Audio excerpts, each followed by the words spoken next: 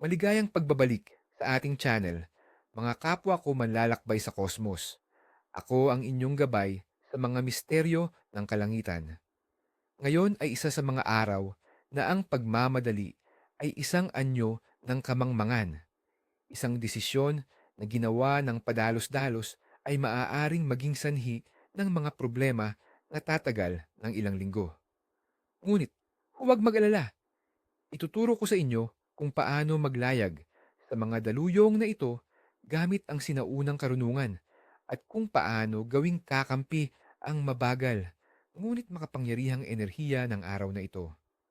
Ngayon ay ang ika-25 araw ng buwan, isang panahon kung kailan ang buwan ay nasa kanyang yugto ng pagliit o waning moon.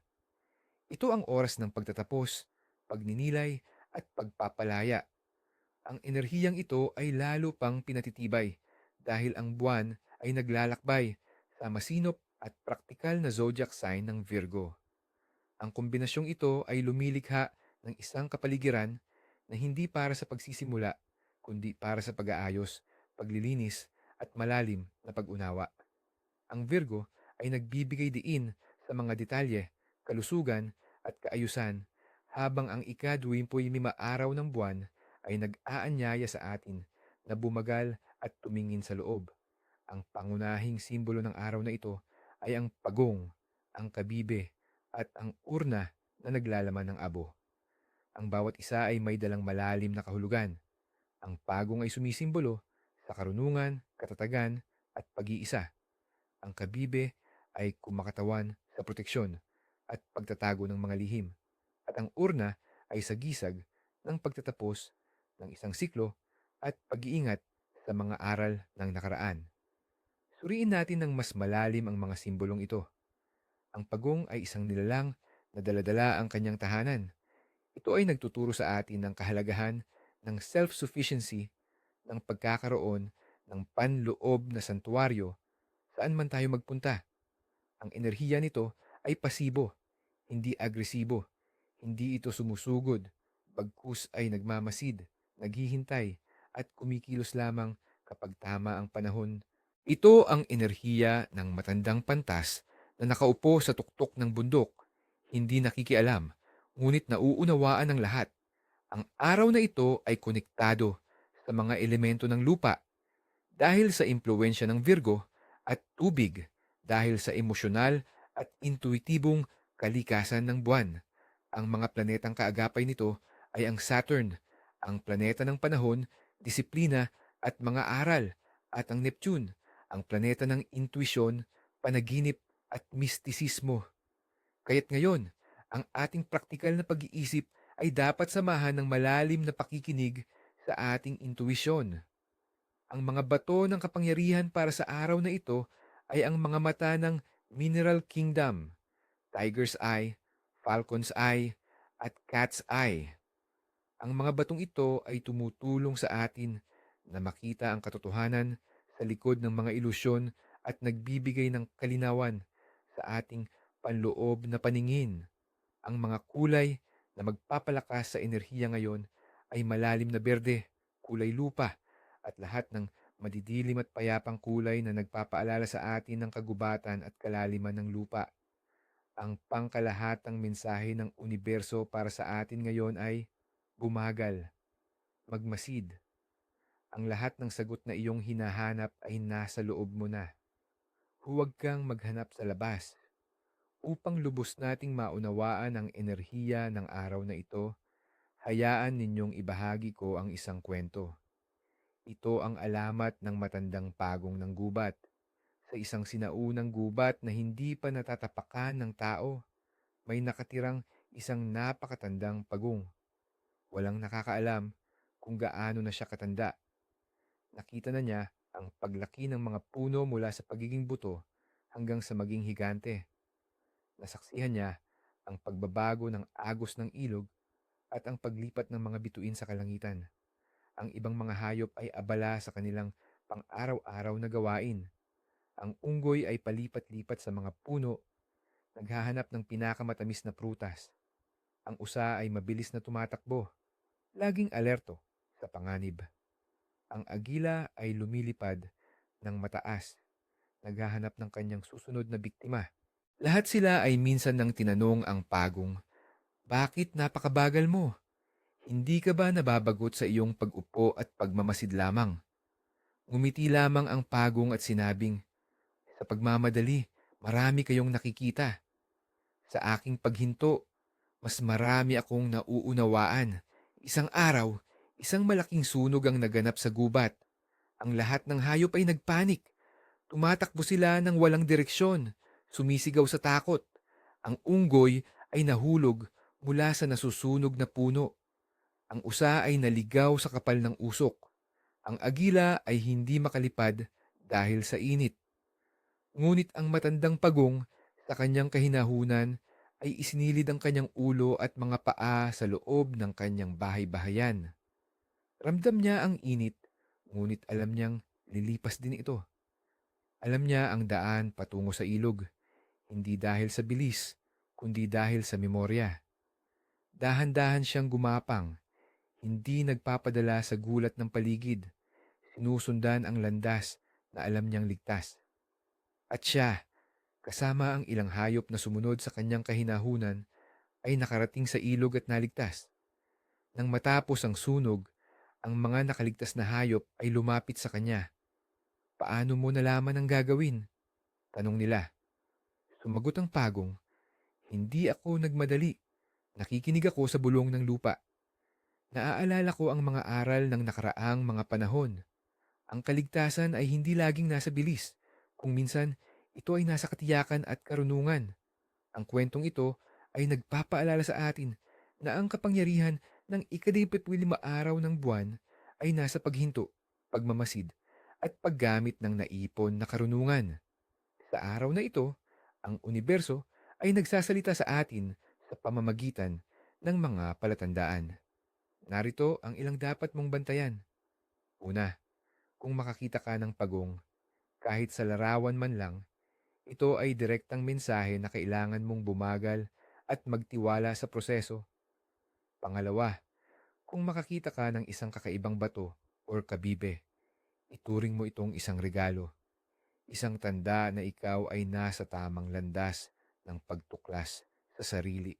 Pangatlo, ang biglaang pagnanais na maglinis o mag-ayos ng iyong mga gamit ay hudyat na kailangan mong linisin hindi lang ang iyong pisikal na espasyo, kundi pati na rin ang iyong enerhiya. Ikaapat, kung may biglang masira na gamit o appliance, huwag itong pilitin. Ito ay senyales na kailangan mong magpahinga at itigil ang iyong ginagawa. Ikalima, ang pakikinig sa tunog ng umaagos na tubig tulad ng ilog o talon ay isang paanyaya na linisin ang iyong emosyon. Ikaanim, kung may makalimutan ka at kailangan mong bumalik, huwag magalit. Ito ay isang sapilitang paghinto para pag-isipan mong muli ang iyong mga plano. At ikapito, kung isang matandang tao ang biglang magbigay sa iyo ng payo, makinig kang mabuti. Ito ay maaaring mensahe mula sa iyong mga gabay na espiritu. Ang mga panaginip sa gabing ito ay malalim at makahulugan. Hindi sila madalas na nagkakatotoo sa literal na paraan, ngunit nagbibigay sila ng susi sa ating subconscious mind. Kung managinip ka ng tubig, ito ay nangangahulugan ng emosyonal na paglilinis. Kung maligaw ka sa isang labyrinth o gusot na daan, ito ay senyales na kailangan mong hanapin ang iyong panloob na gabay. Ang panaginip tungkol sa mga lumang aklat o kasulatan ay nangangahulugang handa ka ng tumanggap ng sinaunang karunungan. Bigyang pansin ang mga damdaming dulot ng panaginip paggising mo. Iyon ang tunay na mensahe. Ang mga taong ipinanganak sa ika-25 araw ng buwan ay mga matatandang kaluluwa o old souls. Sila ay may likas na karunungan na higit pa sa kanilang edad.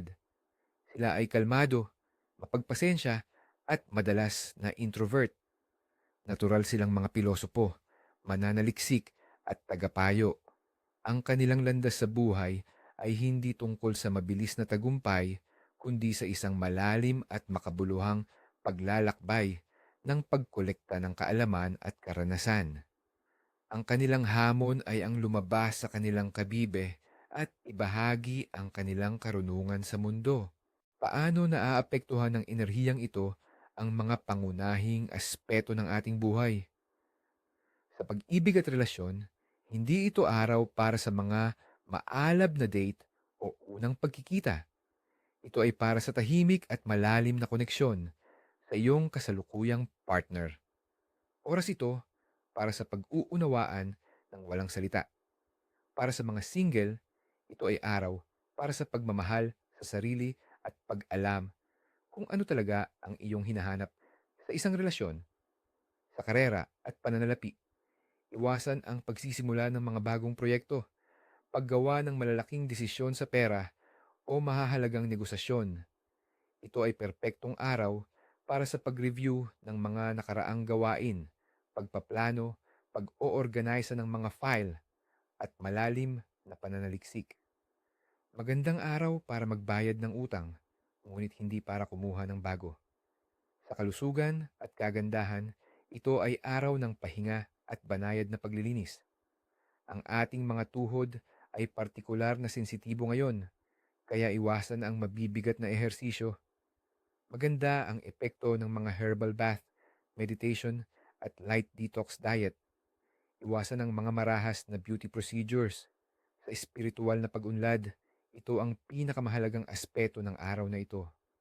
Perpekto ito para sa meditasyon, panghuhula gamit ang tarot o runes, pagkonekta sa enerhiya ng iyong mga ninuno, at pag-aaral ng mga esoterikong teksto. Ang tabing sa pagitan ng ating mundo at ng mundo ng espiritu ay manipis ngayon na ginagawang mas madali ang pagkonekta sa iyong higher self. Upang magamit natin ng husto ang enerhiya ngayon, narito ang ilang mga praktikal na gawain at ritual na maaari ninyong gawin. Una, ang pagninilay ng pagong. Maghanap ng isang tahimik na lugar. Maaari kang magsindi ng berde o brown na kandila. Umupo ng komportable at ipikit ang iyong mga mata. Isipin mo ang isang matanda at matalinong pagong. Damhin ang kanyang mabagal, ngunit tiyak na enerhiya. Isipin mo na ikaw ay nasa loob ng kanyang matibay na bahay-bahayan, ligtas at protektado. Mula sa katahimikang ito, magtanong ka sa iyong sarili at maghintay. Ang sagot ay darating hindi sa salita, kundi marahil sa isang pakiramdam, imahe, o biglaang pagkaunawa. Sabihin ang affirmation na ito: taglay ko ang karunungan ng panahon. Ang lahat ay dumarating sa tamang oras. Ikalawa, ang ritual ng paglilinis ng tubig. Para ito sa pagpapalaya ng mga mabibigat na emosyon. Kumuha ng isang mangkok ng tubig at lagyan ito ng kaunting asin. Sa paglubog ng araw, hawakan ang mangkok at ibulong dito ang lahat ng iyong mga alalahanin, takot at sama ng loob. Isipin na sinisipsip ng tubig ang lahat ng ito. Iwanan ang mangkok sa labas magdamag. Kinaumagahan, ibuhos ang tubig sa lupa, palayo sa iyong bahay, at sabihing, ibinabalik ko sa lupa ang hindi na nagsisilbi sa akin. Ikatlo, paglilinis ng espasyo gamit ng insenso. Dahil sa impluensya ng Virgo Moon, perpekto ang araw na ito para linisin ang enerhiya ng iyong tahanan. Gumamit ng sage, palo santo, o anumang insenso na panlinis. Buksan ang mga bintana, sindihan ang insenso at maglakad sa bawat silid, lalo na sa mga sulok, habang iniisip na ang usok ay nagtataboy ng lahat ng negatibong enerhiya. Sabihin ang affirmation na ang aking spasyo ay malinis, protektado, at puno ng kapayapaan. Sa usaping pagkain, piliin ang mga magagaan na pagkain tulad ng mga gulay, butil, at prutas. Ang mga herbal tea tulad ng chamomile at mint ay makakatulong sa pagpapakalma. Iwasan ang karne at mga pagkaing mamantika. At ngayon, ang pinakamahalagang bahagi, ang mga bagay na dapat nating iwasan. Ang paglabag sa mga ito ay tulad ng paglangoy laban sa malakas na agos ng enerhiya sa aspetong sosyal at emosyonal. Una, iwasan ang matatawang lugar at maingay na pagtitipon. Uubusin nito ang iyong enerhiya. Ikalawa, huwag magsimula ng mga argumento o komprontasyon. Ang mga salitang bibitawan ngayon ay may pangmatagalang negatibong epekto. Ikatlo, huwag magpadala sa mga biglaang emosyon or impulse. Ang mga desisyong gagawin dahil dito ay pagsisisihan mo sa aspetong pinansyal at karera. Ikaapat, huwag magsimula ng bagong negosyo o proyekto. Magkukulang ito sa enerhiya para umusad. Ikalima, huwag gumawa ng malalaking pagbili o pamumuhunan. Mataas ang panganib ng pagkakamali. Ikaanim, huwag humingi ng umento sa sahod o promosyon. Malamang na hindi ito mapagbibigyan. Sa aspetong personal at pantahanan. Ikapito, iwasan ang pagmamadali sa lahat ng gawain. Ito ay maaaring magdulot ng aksidente at pagkakamali. Ikawalo, iwasan ang mahabang paglalakbay kung hindi naman ito kinakailangan. Ang enerhiya ngayon ay para sa pananatili. Ikasiyam, iwasan ng sobrang pagkain at pag-inom ng alak. Pinapahina nito ang iyong sistema. At ikasampu, isang tradisyonal na babala, iwasan ang pagpapagupit ng buhok sa araw na ito. Sinasabing pinaikli nito ang swerte o buhay. Tandaan, ang bawat bawal ay hindi parusa, kundi isang gabay para tayo ay umayon sa daloy ng universo. Ang paggalang sa ritmo ng buwan ay paggalang sa ating sariling panloob na kalikasan. Ang kapangyarihan ng ika-25 araw ng buwan ay hindi sa pagkilos, kundi sa pag-unawa. Naway, gabayan ka ng karunungan ng pagong tungo sa kapayapaan at kalinawan. Gamitin ang araw na ito para magpahinga, mag-isip, at maghanda para sa susunod na yugto. Hanggang sa muli nating pagkikita sa ilalim ng parehong kalangitan, manatiling nakikinig sa mga bulong ng kosmos